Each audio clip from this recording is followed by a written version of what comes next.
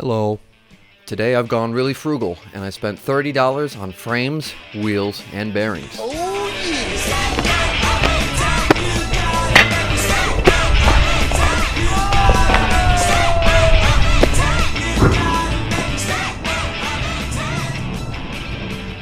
iRollerboot recently put out a video about these Roces frames. They were at $5 when he bought them, but then they went up after he posted the video. And Oak City saw that and brought them back down to $5, so I had to jump on that. And then on top of that, they had $20-some Jimmy Cisz wheels and free bearings.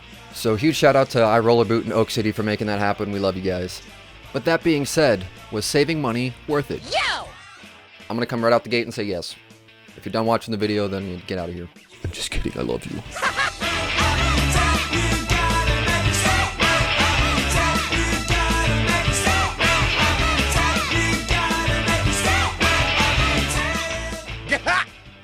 Alright, here we have the beautiful package.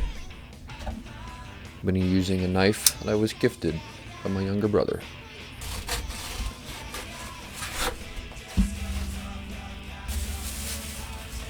Alright, first, I got a shirt. Been wanting this shirt for a while. Probably tell why.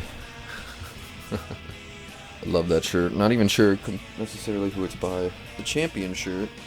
Anybody remember when Champion was cheap? Now it's the rage. If anybody knows who that shirt was made by, let me know. They always leave a nice little personal note for you, which is great. Here they are. $5 frames. These were $5 on Oak City. They're just stock Roces frames, but I've used them before, and I really did enjoy them, so for $5, I couldn't pass it up. Here's the wheels. These are some of my favorite wheels for sure. The Jimmy Cisz logo with the dude with the sword and the bandana. That is so dope. And then the colors as well. Gorgeous. Can't wait to try them. Oh, looks like here's the bearings that I got for free. Totally forgot about these. At Oak City, they give you generic ABEC 5 bearings. You can get 2 sets of them for free. And then I added this for $1.50, just some thread locker. This should be a game changer for me. It's not Loctite, but it will work. And then we finish it off with some stickers and the candy. That's it.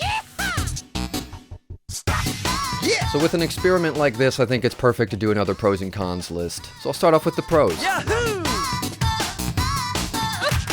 The easiest part of this purchase was saving my wallet from another dent. Being able to do wheels, frames, and bearings for $30 is just incredible. I can't thank Oak City enough because there's a lot of people who want to get into skating, and spending lots of money right off the bat is just not an option. And as I've been trying to get more people into skating, it's really easy to see that people don't want to buy expensive skates if they don't think they're gonna like it. So being able to piecemeal things, be able to buy cheap frames and buy like shell-only boots and used things and whatnot, you can really piece together an affordable setup for people to be able to try. And that's probably what this frame is gonna be for me, something that I hand off to other people to give them to try. For me, the affordability honestly boosts up the inclusivity because more people can try them. And then obviously, you know, if you can order a few, you could order multiple, and then you could have setup after setup after setup waiting for you if you don't care about changing them out a lot. But as a person who likes to try new things, I probably won't be doing that. I don't bulk order skates, okay? Alright, so this one's going to be a little interesting because I'm going to say one thing here, and then my cons I'm going to say something that sounds like I'm almost contradicting it, but I'm not. So let me try to clarify. These slide well in the sense that even if you are going slow, they aren't tripping up over themselves or they aren't getting stuck very often. Breaking them in, even they weren't really getting stuck. So while you know you're grinding on $5 plastic, the fact that it is so consistent with the way that it slides smoothly is pretty great. And that being said, the way that I'm riding them freestyle, these are incredibly easy to get grinds on. If you want to learn any grind, freestyle Roces frames are one of the best ways to do that in my opinion. I mean, if you take any anti-rocker frame and take out the anti-rockers, make it freestyle, it will be great for grinding, blading. But there's something about the flat profile of the Roces frames, how even the bottom of it is flat, like it doesn't even swoop in really or taper in, it just kind of is flat right on the bottom. You can stand right on top of it. Honestly, how flat the Roces frame is what gave me the confidence to be able to hot dog to front side the down rail at my local park.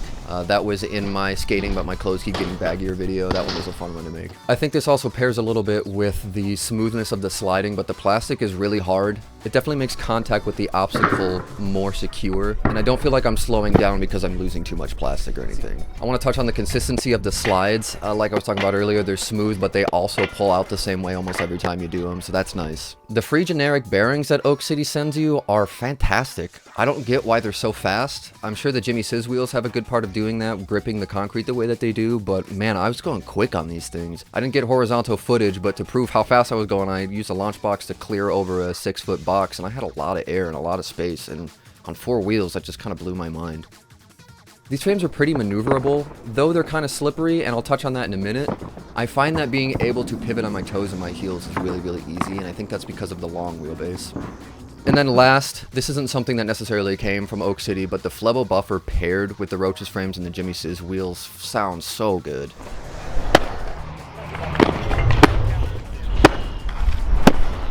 But that's it for the pros, let's move on to the cons. The biggest con for this is that this setup is so slippery.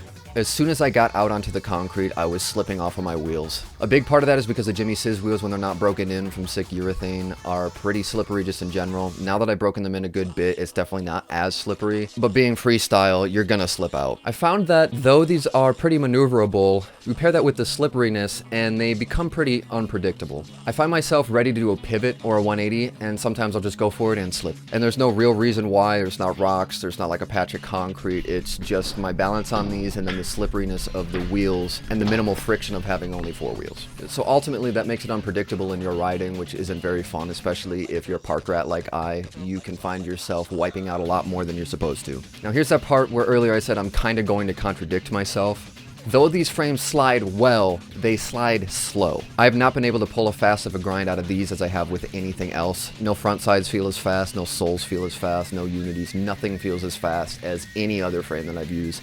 These frames are incredibly slow. I do not get why they're so slow. It has to be the material because they're built really well, but the plastic itself just prevents you from having a really long slide. I find myself having to stop a lot sooner in my slides. I'm calling that a con because of the point that I'm at in my skating career. Right now I'm working on getting faster and grinding faster in general, so these really aren't the frames for me right now.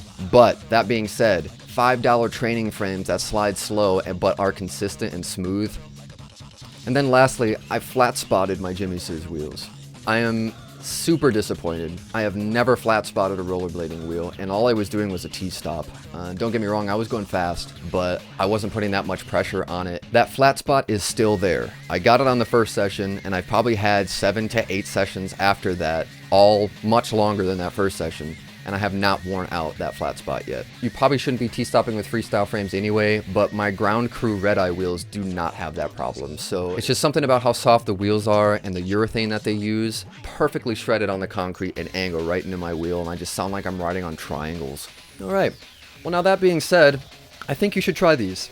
$30 for rollerblading equipment is absolutely the most minute amount of money you can spend on something beyond like thread lock or new bolts maybe. But if you're looking for a change of scenery, $30 for that change is immaculate.